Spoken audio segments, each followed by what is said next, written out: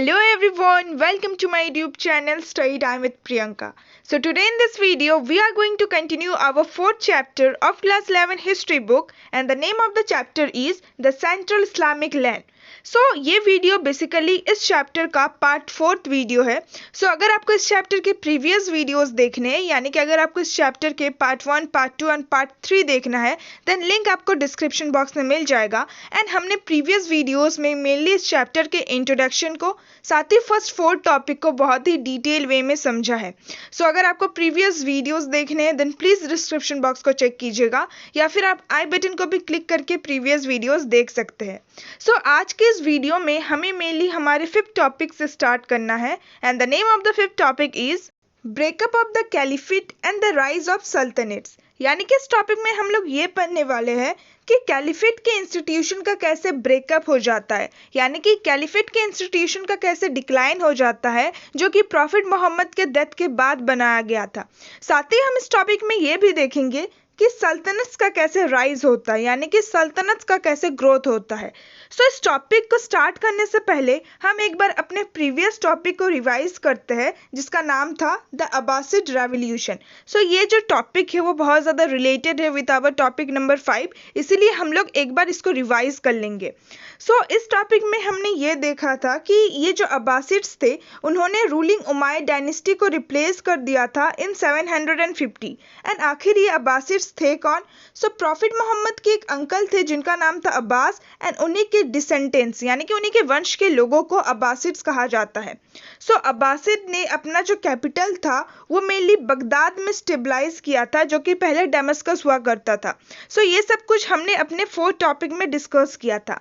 अब हम अपने 5th टॉपिक में ये देखने वाले हैं, ये जो अब्बासिड स्टेट था, यानी कि ये जो अब्बासिड डायनेस्टी था, वो 9th सेंचुरी के बाद से वीकर हो जाती है, यानी कि अब्बासिड स्टेट 9th सेंचुरी के बाद से बहुत ज़्यादा कमज़ोर हो जाती है. इस टॉपिक में पहले तो हम ये जानेंगे कि क्या वो रीजंस थे जिसकी वजह से अब्बासिड स्टेट इतनी जल्दी वीकर हो जाती है. इसके पीछे मेनली 2 रीज़न थे. पहला रीज़न ये था कि बगदाद का जो कंट्रोल था ओवर द डिस्टेंट प्रोविंस वो डिक्लाइन हो जाता है. जैसे कि अभी मैंने आप लोगों को रिवाइज करवाया कि अब्बासिड स्टेट का जो कैपिटल था वो उन्होंने बगदाद में स्टेबलाइज किया था. बगदाद का जो कंट्रोल था, यानी कि अब्बासिड स्टेट का कैपिटल का जो कंट्रोल था, अपने दूर के प्रोविंसेस पे, यानी कि अपने दूर के टेरिटरीज में वो डिक्लाइन हो जाता है, यानी कि वो बहुत ज़्यादा वीक हो जाता है, कमज़ोर हो जाता है. अब आप खुद ही सोचिए कि अगर किसी भी स्टेट, किसी भी डायनेस्टी का कैपिटल का कंट्रोल अपने ही प्रोविंसेस में डिक्लाइन हो जाएगा, अपने ही प्रोविंसेस पे वीक हो जाएगा, देन ऑटोमेटिकली वो जो डायनेस्टी है, वो जो स्टेट है, वो भी वीक हो जाएगा. कुछ ऐसा ही होता है अब्बासिड स्टेट के साथ. जब अब्बासिड स्टेट का कैपिटल का कंट्रोल ही अपने टेरिटरीज में, अपने प्रोविंसेस पे डिक्लाइन हो गया, तो धीरे धीरे ये जो अब्बासिड स्टेट था ये भी कमज़ोर होते गया. ये था पहला रीज़न. अगर हम दूसरे रीजन की बात करें, अब्बासिड स्टेट में जो आर्मी थी एंड जो ब्यूरोक्रेसी था, आर्मी यानी कि जो अब्बासिड स्टेट का फौज था, एंड ब्यूरोक्रेसी यानी कि गवर्नमेंट ऑफिशियल्स. अब्बासिड स्टेट के आर्मी एंड ब्यूरोक्रेसी में फैक्शंस क्रिएट हो गए थे. फैक्शन यानी कि दल, ग्रुप. अब्बासिड स्टेट में मेनली 2 फैक्शंस क्रिएट हो गए थे, 2 ग्रुप्स क्रिएट हो गए थे. पहला था प्रो अरब एंड दूसरा था प्रो ईरानियन. एंड इन दोनों फैक्शंस के बीच में, इन दोनों दलों, इन दोनों ग्रुप्स के बीच में कन्फ्लिक्ट हुआ करता था, यानी कि झगड़ा हुआ करता था. ये भी एक रीज़न था कि क्यों अब्बासिड स्टेट इतनी जल्दी वीकर हो जाती है, कमज़ोर हो जाती है. फिर हमें बता रखा है कि अब्बासिड स्टेट का जो 5th कैलिफ था, जिनका नाम था हारून अल रशीद. हारून अल रशीद के 2 बेटे थे जिनका नाम था आमीन एंड मामून. आमीन एंड मामून के बीच में एक कन्फ्लिक्ट अराइज हुआ था कि कौन हारून अल रशीद को सक्सीड करेगा, यानी कि कौन इस्लामिक स्टेट का नेक्स्ट कैलिफ बनेगा.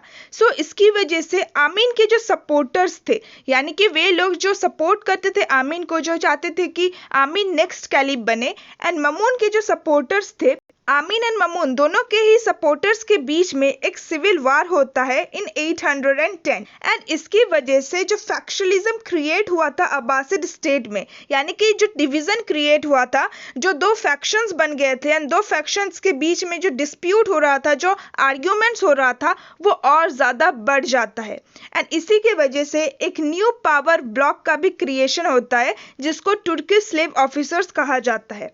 सियाज्म once again competed with Sunni orthodoxy for power, यानी कि सिया सेक्ट का और सुन्नी सेक्ट का दोबारा से एक बार कंपटीशन होता है पावर के लिए। सो प्रीवियस वीडियोस में हमने ये जाना था कि जब प्रॉफिट मोहम्मद का डेथ हो जाता है देन कैलिफेट का इंस्टीट्यूशन बनाया जाता है।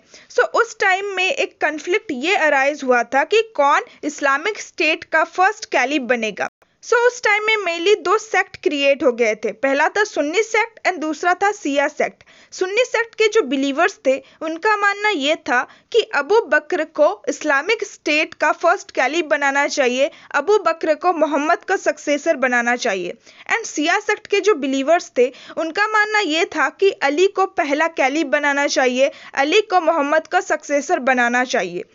उस टाइम पे जो एक डिवीजन क्रिएट हुआ था सिया एंड सुन्नी सेक्ट के बीच में, जो एक कन्फ्लिक्ट अराइज हुआ था, वो कन्फ्लिक्ट हमें दोबारा से अब इस टाइम पे देखने को मिल रहा है। फिर से Siya sect and Sunni sect का कंपटीशन हो रहा है पावर के लिए। एंड इसी टाइम पीरियड के दौरान बहुत सारे माइनर डायनेस्टीज, यानी कि बहुत सारे छोटे छोटे डायनेस्टीज का भी अराइज होता है, जैसे कि Tahirids and Samanids in Khurasan and Transoxiana. Tahiri dynasty का अराइज होता है खुरासान में और सामिनिड डायनेस्टी का अराइज होता है ट्रांसऑक्सियाना में। ट्रांसऑक्सियाना मेनली तुरान एंड ऑक्सस के जो आसपास का लैंड है उसको कहा गया है। इन दोनों डायनेस्टीज के अलावा और एक डायनेस्टी का अराइज होता है जिसको तुलुनिड डायनेस्टी कहा जाता है in Egypt and Syria. Abbasid state का जो पावर था वो लिमिटेड हो जाता है to central Iraq and western Iran, यानी कि अब्बासिड डायनेस्टी का जो पावर था वो बस central Iraq and western Iran तक ही सीमित हो जाता है, लिमिटेड हो जाता है। एंड ये जो लिमिटेड एरिया था जहाँ पे वो रूल करते थे, ये लिमिटेड एरिया भी उनसे छिन जाता है इन 945 जब एक न्यू डायनेस्टी जिसको बायड डायनेस्टी कहा गया है। बायड्स बेसिकली एक सियट क्लैन है, यानी कि सिया सेक्ट को फॉलो करने वाले क्लैन है from the Caspian region of Iran, Iran के कैस्पियन रीजन से बिलोंग करते थे। एंड जब इन्होंने बगदाद को कैप्चर कर लिया, बगदाद क्या था, अब्बासिड स्टेट का कैपिटल था। जब बायड्स ने बगदाद को कैप्चर कर लिया, यानी कि जब बायड्स ने अब्बासिड स्टेट के कैपिटल को कैप्चर कर लिया, अब्बासिड स्टेट का जो लिमिटेड एरिया था जहाँ पे वो अपना पावर को चलाते थे, वो लिमिटेड एरिया भी अब उनसे छिन चुका था। Buyid rulers assumed various titles including the ancient Iranian title शहंशाह। ये जो बायड रूलर्स थे ये बहुत सारे टाइटल्स को अज्यूम करते थे, यानी कि बहुत सारे टाइटल्स को अडॉप्ट करते थे, जैसे कि एक एंशियंट इरानियन टाइटल है शहंशाह। बायड रूलर्स मेनली ऐसे टाइटल्स को अडॉप्ट करते थे, बट बायड रूलर्स ने कभी भी कैलिफ के टाइटल को अडॉप्ट नहीं किया। They kept the Abbasid Caliph as the symbolic head of their Sunni subjects, यानी कि उन्होंने अब्बासिड कैलिफ, अब्बासिड डायनेस्टी के जो कैलिफ थे उनको एक सिंबॉलिक हेड के रूप में बरकरार रखा फॉर देयर सुन्नी सब्जेक्ट, अपने सुन्नी प्रजा के लिए, यानी कि सुन्नी सेक्ट को फॉलो करने वाले प्रजा के लिए। इनका ये जो डिसीजन था, the decision not to abolish the caliphate, यानी कि बायड डायनेस्टी, बायड्स रूलर्स का जो ये डिसीजन था कि वो कैलिफेट के इंस्टीट्यूशन को एबोलाइज नहीं करेंगे, उसको हटाएंगे नहीं, वो अब्बासिड को ही कैलिफ का जो टाइटल है उसको देंगे, अब्बासिड को ही एक सिंबॉलिक हेड के रूप में रहेंगे। उनका ये जो डिसीजन था वो उनका बहुत ही चालाकी वाला डिसीजन था, यानी कि उन्होंने ये डिसीजन बहुत ही सोच समझ कर लिया था, क्योंकि उन्हें पता था कि एक दूसरा सियाइड डायनेस्टी है जिसको फतिमिड्स कहा जाता है, एंड फतिमिड्स का भी ये एम्बिशन है कि वो इस्लामिक वर्ल्ड को रूल करे, यानी कि फतिमिड्स का भी ये चाहत है, ये डिजायर है कि वो इस्लामिक वर्ल्ड को रूल करे बायड्स की तरह। बायड्स ने बहुत ही सोच समझकर अपना ये डिसीजन लिया था कि वो खुद कैलिफ के टाइटल को अडॉप्ट नहीं करेंगे। अब्बासिड स्टेट के कैपिटल को कैप्चर करने के बाद भी वो लोग अब्बासिड रूलर्स को ही कैलिफ का जो टाइटल था वो दे देते हैं, एंड वो खुद कैलिफ के टाइटल को अडॉप्ट नहीं करते हैं। इसके पीछे का उनका जो मकसद था, उनका जो रीजन था वो यही था कि उन्हें पता है कि एक दूसरा सियाइड डायनेस्टी है जिसको फतिमिड्स कहा जाता है एंड इनका भी ये चाहत है कि वो इस्लामिक वर्ल्ड को रूल कर सके। अब हम देखेंगे कि आखिर ये फतिमिड्स थे कौन। फतिमिड्स जो थे belong to the Ismaili subsect of Shiism, यानी कि सिया सेक्ट का ही एक सबसेक्ट है जिसको स्माइली कहा जाता है एंड उससे ये लोग बिलोंग करते थे। एंड उन्होंने ये क्लेम किया, यानी कि फतिमिड्स ने ये दावा किया कि वो प्रॉफिट मोहम्मद के जो एक डॉटर थे जिनका नाम था फतिमा, उनके डिसेंडेंट्स हैं, उनके वंश के लोग हैं, hence the sole rightful rulers of Islam, and इसीलिए उनका ये हक है कि वो इस्लामिक वर्ल्ड को रूल कर सके। आई थिंक अब आपको बहुत ही अच्छे से समझ में आ गया होगा कि बायत्स ने कैलिफ का टाइटल क्यों नहीं अडॉप्ट किया, क्योंकि उन्हें बहुत ही अच्छे से पता था कि ये जो अब्बासिड कैलिफ थे, जो अब्बासिड रूलर थे, ये भी इनडायरेक्टली प्रॉफिट मोहम्मद से बिलोंग करते थे, क्योंकि प्रॉफिट मोहम्मद के जो अंकल थे अब्बास, उनके डिसेंडेंट्स को अब्बासिड कहा जाता है। उन्हें पता है कि जो अब्बासिड्स थे, जो अब्बासिड रूलर है, वो प्रॉफिट मोहम्मद से लिंक करते हैं। साथ ही उन्हें ये भी पता था कि जो फतिमिड्स से जो दूसरा डायनेस्टी है, ये भी प्रॉफिट मोहम्मद से इनडायरेक्टली लिंक करते हैं, क्योंकि प्रॉफिट मोहम्मद की जो एक बेटी थी, जो डॉटर थी जिनका नाम था फतिमा, उनके ये डिसेंडेंट्स हैं, उनके ये वंश के लोग हैं। बायत्स को बहुत ही अच्छे से पता था कि जो प्रजा है, जो इस्लामिक सब्जेक्ट है, वो अब्बासिड को एंड फतिमिड्स को कैलिफ के रूप में अडॉप्ट कर सकती है, क्योंकि ये लोग डायरेक्टली या फिर इनडायरेक्टली प्रॉफिट मोहम्मद से ही रिलेटेड है। बट जो बायत्स थे वो ना ही डायरेक्टली ना ही इनडायरेक्टली प्रॉफिट मोहम्मद से रिलेटेड थे। बायत्स को लगता था कि हो सकता है कि ये जो मुस्लिम प्रजा है वो उनको कैलिफ के रूप में स्वीकार ना करे, इसीलिए उन्होंने अब्बासिड को ही कैलिफ के पोजीशन में रखा, इसीलिए उन्होंने अब्बासिड को ही एक सिंबॉलिक हेड के रूप में रखा। फिर हमें बता रखा है कि ये जो फतिमिड्स थे, इन्होंने नॉर्थ अफ्रीका में अपना बेस बनाया एंड उसके बाद उन्होंने इजिप्ट को कॉन्क्वेट कर लिया, यानी कि उन्होंने इजिप्ट को कब्जा कर लिया इन 969 एंड फिर उन्होंने अपना फतिमिड कैलिफेट को स्टेबलाइज किया इजिप्ट में। साथ ही उन्होंने इजिप्ट का जो ओल्ड कैपिटल था फुस्टेट, उसको भी चेंज कर दिया, उसको भी रिप्लेस कर दिया बाय अ न्यू सिटी काहिरा। इजिप्ट का जो कैपिटल था फुस्टेट, उसको उन्होंने रिप्लेस कर दिया, इजिप्ट का जो न्यू कैपिटल था वो उन्होंने काहिरा को बना दिया।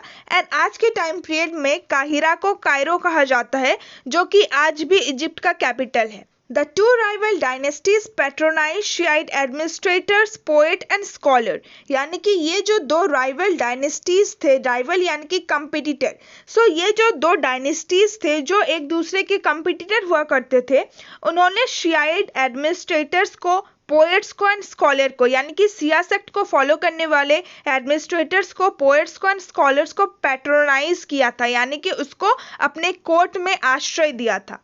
Between 950 and 1200, Islamic society was held together not by a single political order or a single language of culture, but by common economic and cultural pattern. यानी कि 950 एंड 1200 के दौरान ये जो पूरा इस्लामिक सोसाइटी था, जिसको अब एक नहीं बल्कि दो डायनेस्टी रूल कर रही थी, बायत डायनेस्टी एंड फतिमिड डायनेस्टी। ये जो पूरा इस्लामिक सोसाइटी था वो एक साथ जुड़ा हुआ था, वो इकट्ठा था, एक सिंगल पॉलिटिकल ऑर्डर या फिर सिंगल लैंग्वेज ऑफ कल्चर की वजह से नहीं, बल्कि common economic and cultural pattern की वजह से। यानी कि अब जो पूरा इस्लामिक वर्ल्ड था उसमें एक ही पॉलिटिकल ऑर्डर नहीं चल रहा था, क्योंकि दो डायनेस्टी थी। दोनों डायनेस्टीज का अपना अपना पॉलिटिकल ऑर्डर था, साथ ही अपना अपना लैंग्वेज ऑफ कल्चर था। यहाँ पे ब्रैकेट में अरेबिक है, क्योंकि जब अब्दुल मलिक का टाइम पीरियड था, उस टाइम पीरियड में उन्होंने अरेबिक लैंग्वेज को the language of the administration कहा था, बट अब सिर्फ अरेबिक लैंग्वेज को इंपॉर्टेंस नहीं मिलने लगा। अब जो पूरा इस्लामिक सोसाइटी था वो एक पॉलिटिकल ऑर्डर की वजह से या फिर एक लैंग्वेज ऑफ कल्चर की वजह से जुड़ा हुआ नहीं था, बल्कि दोनों डायनेस्टीज का जो इकोनॉमिक एंड कल्चरल पैटर्न था वो सेम था, जो कि पूरे इस्लामिक सोसाइटी को एक साथ बना के रखता था। एंड जैसे कि मैंने बताया कि अब सिर्फ अरेबिक को नहीं बल्कि दूसरे लैंग्वेज को भी इंपॉर्टेंस मिलने लगी। Mainly the development of Persian as the language of Islamic high culture, यानी कि अब पर्शियन लैंग्वेज का भी डेवलपमेंट होता है इस्लामिक हाई कल्चर के लैंग्वेज के रूप में। Scholar, artists and merchants moved freely within the central Islamic land and assured the circulation of ideas and manners.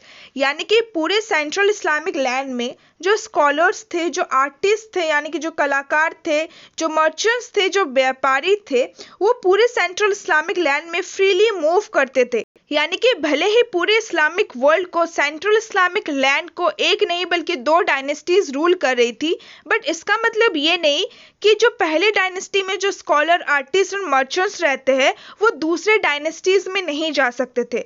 वो लोग एक डायनेस्टी से दूसरे डायनेस्टीज के एरिया में फ्रीली मूव करते थे, यानी कि उन पे कोई भी पाबंदी नहीं लगा हुआ था। एंड इसी की वजह से आइडियाज एंड मैनर्स का भी सर्कुलेशन हो रहा था, यानी कि आइडियाज एंड मैनर्स का भी मूवमेंट हो रहा था।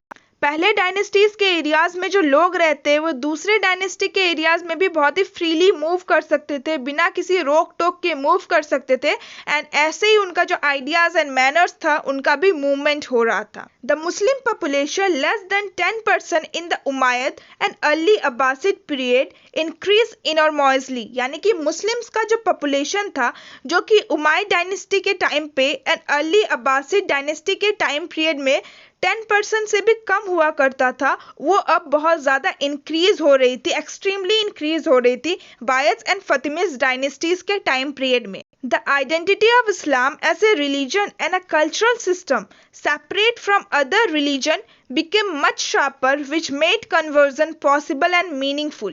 यानी कि इस्लाम का जो आइडेंटिटी था एक रिलीजन के रूप में, एक कल्चरल सिस्टम के रूप में, जो इस्लाम को दूसरे रिलीजन से सेपरेट करता था, अलग करता था, वो अब शार्पर हो रहा है। एंड इसकी वजह से जो कन्वर्जन था वो पॉसिबल हो रहा है एंड मीनिंगफुल हो रहा है। सो इस लाइन का मतलब ये है, अगर आपने प्रीवियस वीडियोस देखे हैं उसमें हमने देखा था कि जब प्रॉफिट मोहम्मद इस्लाम रिलीजन को प्रीच कर रहे थे, जब लोगों को इस्लाम रिलीजन के बारे में बता रहे थे, जब अल्लाह के बारे में बता रहे थे, बहुत सारे ऐसे भी लोग थे जो इस्लाम रिलीजन की इंपॉर्टेंस को नहीं समझते थे, बट फिर भी वो इस्लाम रिलीजन में कन्वर्ट हो रहे थे।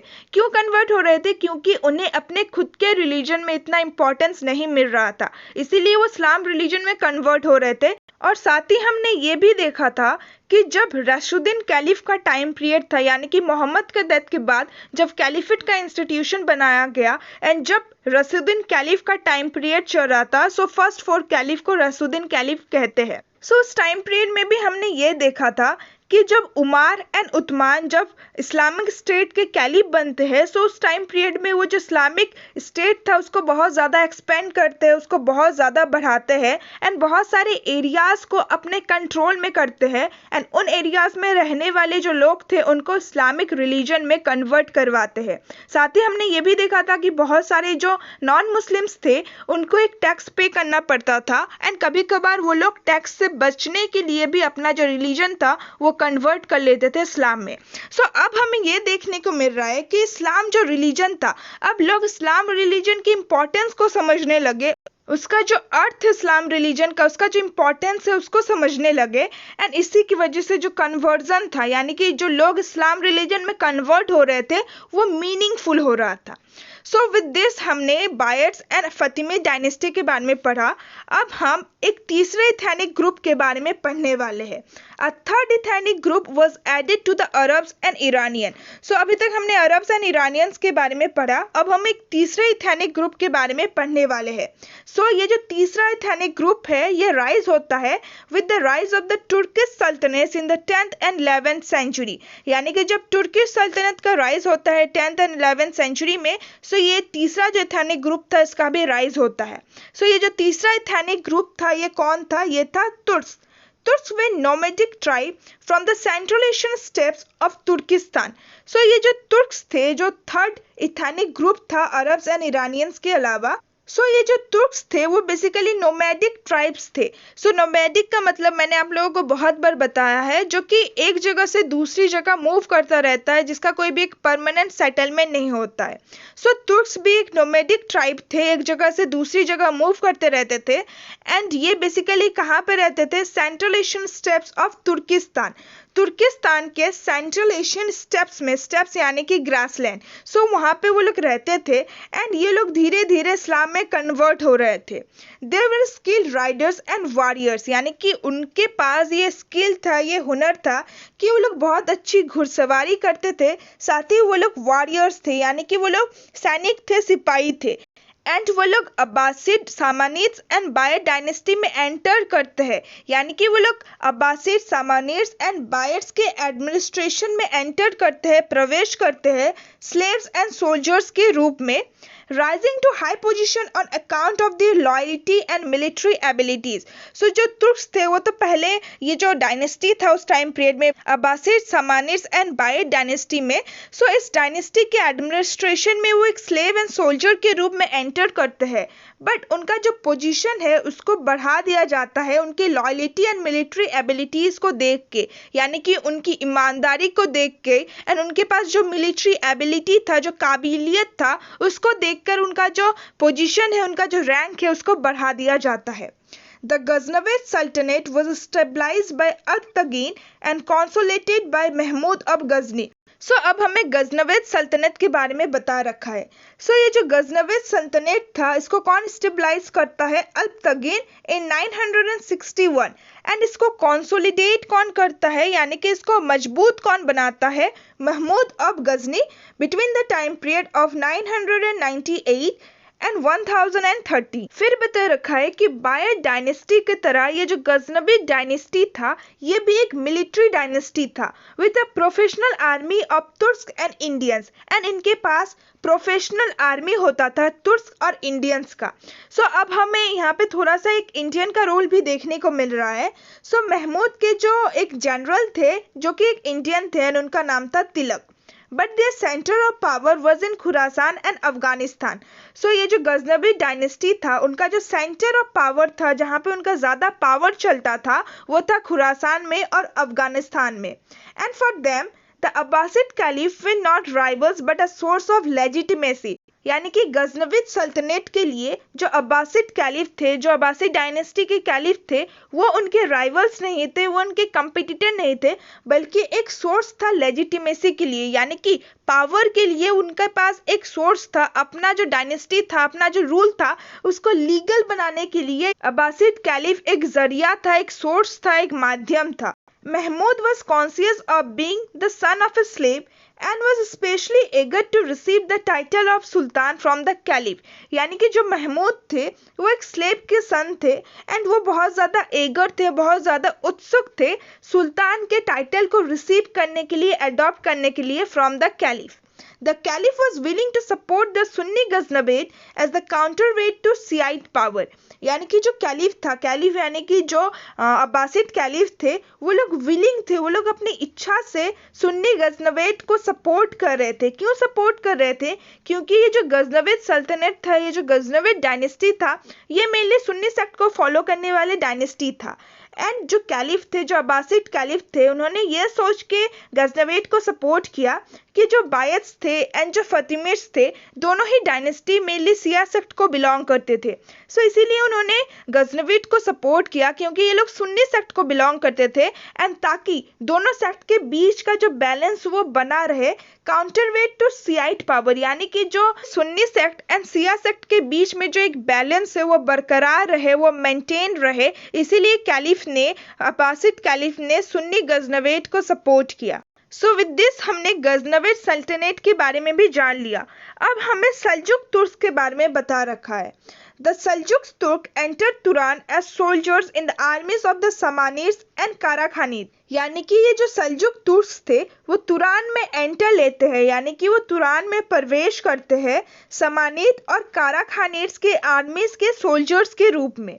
They later stabilized themselves as a powerful group under the leadership of two brothers, Tughril and Chaghri Beg, यानी कि ये जो सल्जुक तुर्क्स थे वो अपने आप को एक पावरफुल ग्रुप के रूप में स्टेबलाइज करते हैं बाद में, under the leadership of two brothers, दो भाइयों के लीडरशिप के अंडर में, जिनका नाम है Tughril Beg and Chaghri Beg.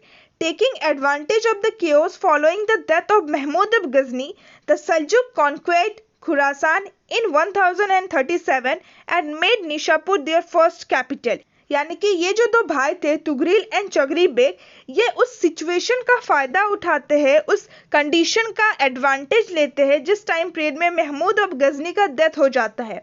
सो जब महमूद ऑफ गजनी का डेथ हो जाता है, सो ये जो सल्जुक तुर्क थे वो खुरासान को कॉन्क्वेट कर लेते हैं, खुरासान में कब्जा कर लेते हैं 1037 में, और फिर निशापुर को अपना पहला कैपिटल बना देते हैं।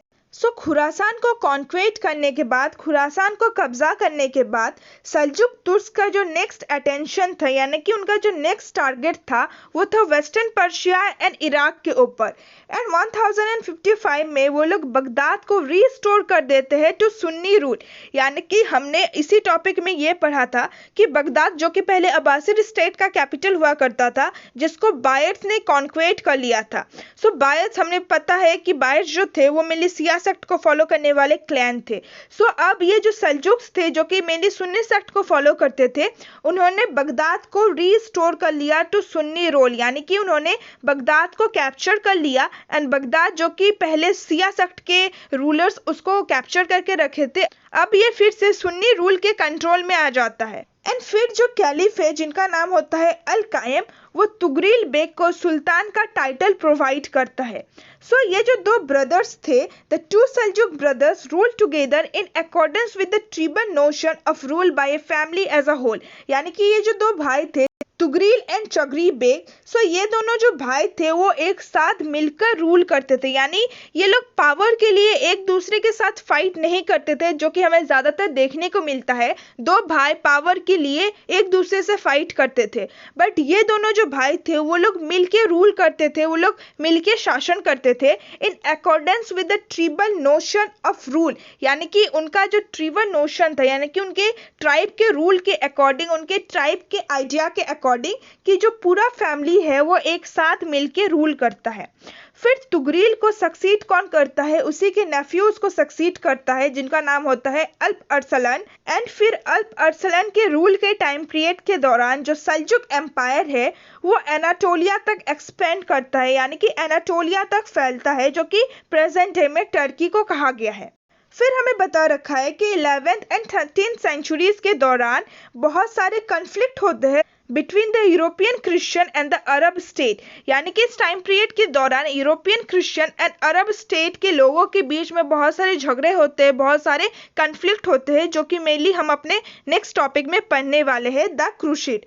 सो with this we have completed our fifth topic, the breakup of the caliphate and the rise of sultanates, जिसमें सबसे पहले तो हमने देखा कि कैलिफेट के इंस्टीट्यूशन का कैसे ब्रेकअप हुआ। सबसे पहले इस टॉपिक में हमने ये देखा कि ये जो अब्बासिड स्टेट था ये 9th सेंचुरी के बाद से वीकर क्यों हो जाता है, कमज़ोर क्यों हो जाता है। इसके पीछे मेनली दो रीज़न थे। फिर हमने देखा कि जो बहुत सारे माइनर डायनेस्टीज़ है उसका इस टाइम पीरियड में ग्रोथ होता है, इस टाइम पीरियड में राइज होता है। साथ ही हमने देखा कि जो बायड डायनेस्टी है वो अब्बासिड स्टेट को, अब्बासिड डायनेस्टी को रिप्लेस कर देता है। फिर हमने फतिमिड डायनेस्टी के बारे में पढ़ा। फिर हमने एक थर्ड इथेनिक ग्रुप के बारे में पढ़ा, अरब और ईरानियन के अलावा।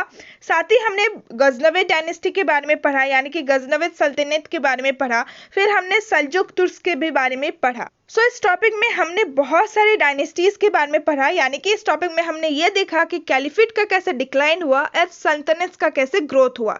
आई होप कि आपको ये टॉपिक बहुत ही अच्छे से समझ में आ गया। Rest of the topic we will discuss in our next video. अगर वीडियो अच्छा लगा, एक्सप्लेनेशन अच्छा लगा, then please like my video, share my video with all your friends and please subscribe to my channel for more videos like this and don't forget to press the bell icon, ताकि आपको जो भी next video में upload करूँ आपको notification मिल जाए। See you soon in my next video. Till then, bye bye and stay tuned with my channel, and thanks for watching my video.